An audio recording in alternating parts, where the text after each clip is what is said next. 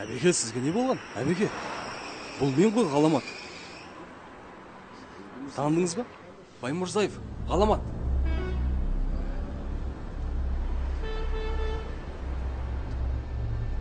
Басым.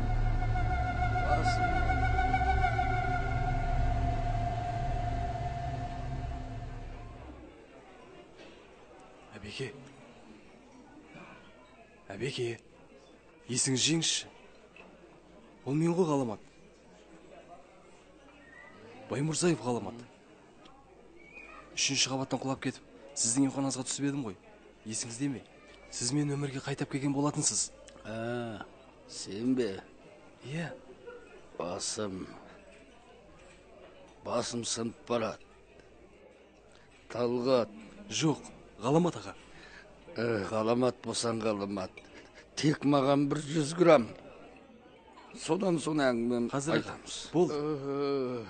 Қарындас, бізге 100 грамм және ыстық кесек сорпа беріңізші. Әбеке.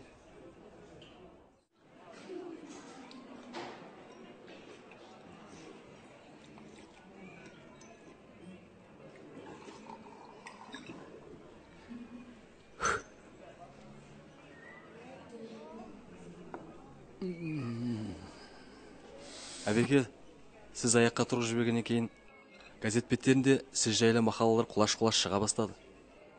Айызымыз қанқанша оқыдық бір. Бірақ атақ абыройыңыз бар. Беделді хирург едіңіз. Не болған сізге, Әбеке?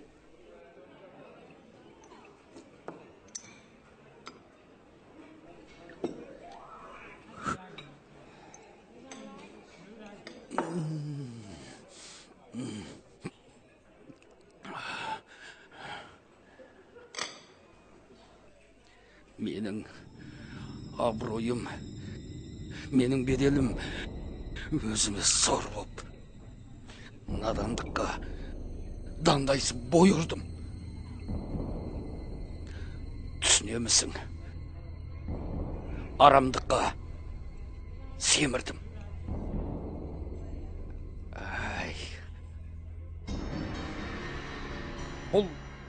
Бұл сонау.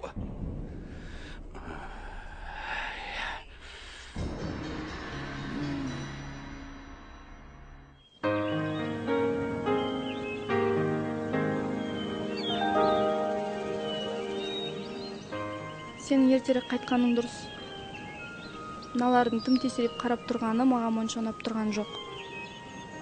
Олар біздің ауланың бұзықтары.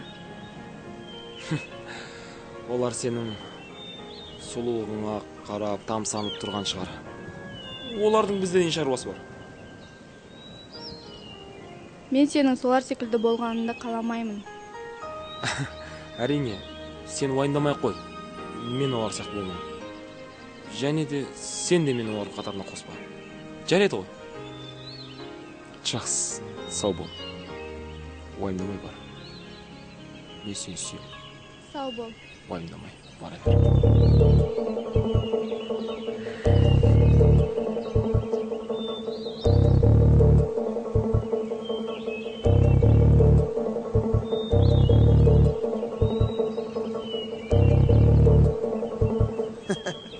Не болды, Сүмелек?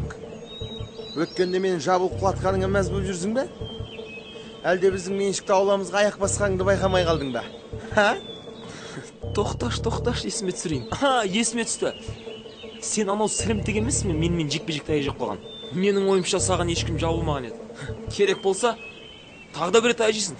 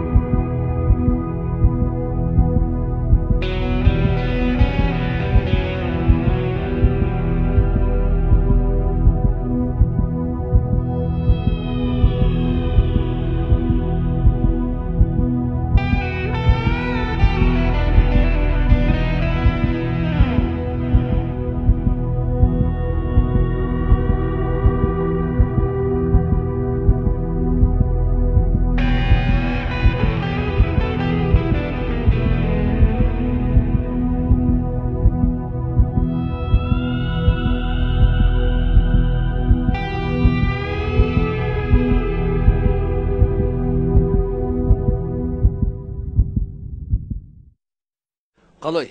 Операциядан кейін жақсы болды ма? О, әбеке, сіздің арқаңыз ғой. Сіздің алтын қолдарыңыздың арқасында біздің атамыз бақуатты болып жүр. Азғандай рахметіміз бар еді, әбеке. Алып қалыңызшы. Ой, керек. Рахмет сізге, әбеке. Жазылып кетсін, жақсы. Бәрекелді.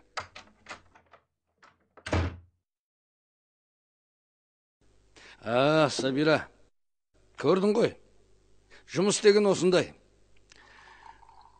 Қане құйып жібер. Я, алып қойыңыз.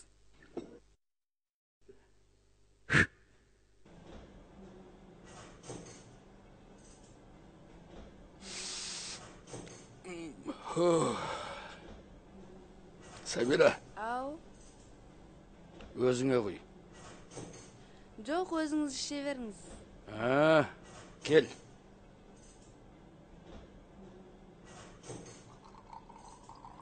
Кел. Жұмыс керек бе? Я, алып қойайын. Алып қой.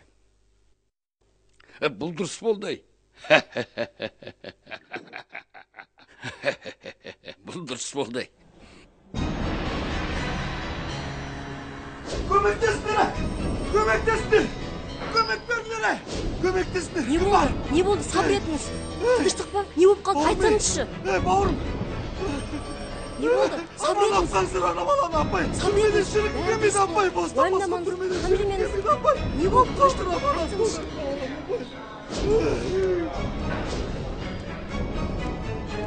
Егер түрмеде шіргісі келмесе, мына сомадағы ақшаны алып келсін.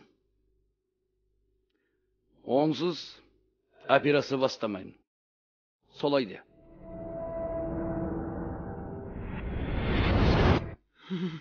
Ей, бауырым, ей! Не дейді қарнас? Табам.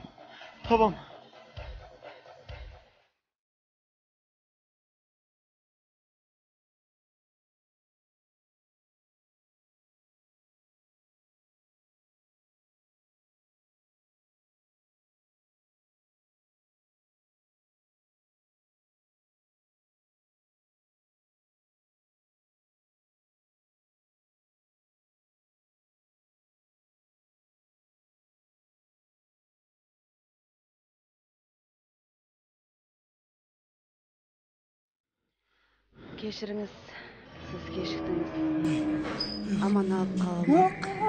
Сабыр етіңіз. Өз-өзіңіз. Жоқ, ағай, сізге кіруге болмайды. Тоқтаңыз, сізге кіруге болмайды мұнда. Сүмелек, надан, сенің құлқыңды тілеп бара жатқан мына ақшама? Надан, мәйіндеші! Алып кетіңдер мұнаны! Шығыңыз сыртқа. Жібер мені! Алып жібердір мені! Жібер мені! Жібер мені! Жібердір мені!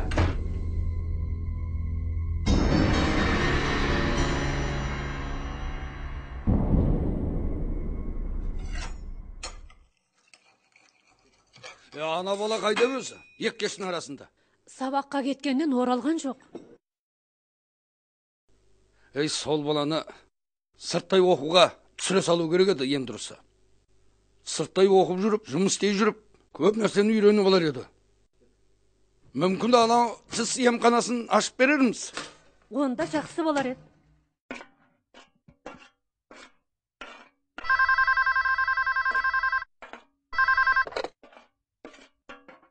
Алло. Иә. Менмін. Не дедіңіз? Не дедіңіз?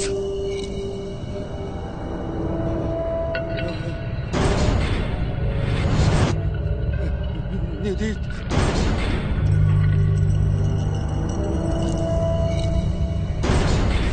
Ой.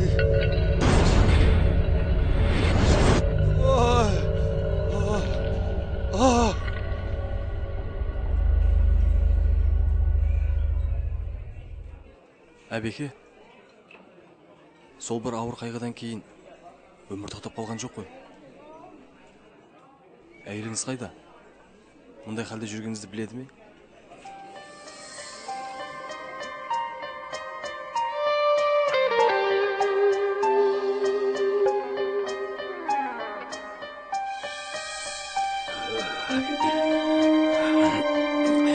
Қой, сен де бір.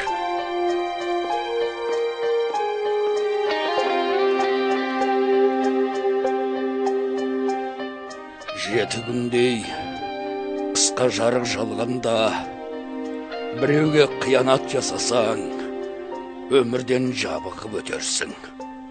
Өзің секілді бір пендеге жарты нұрыңды сатып бермей, шын ниетпен қол ұшын берсең, жалғаның жарық болар. Адамда бір жапырақ құлпырып тұрып, бір күні сабағынан үзіліп жерге түсесің. Топырақ бетіңді жабар. Сол азғана ғұмырыңда жақсылық жасағанға не жетсін? Жүзің жарқын болады, оны кейінгілер айта жүреді. Адам деген атың сонда ғана жарқырап көрінер. Ей, өмір әуреге салған қолға, болсаң да қатал таңдарымда дар, бөленіп жатар бақытқа апа, бөленіп жатар бақытқа апа.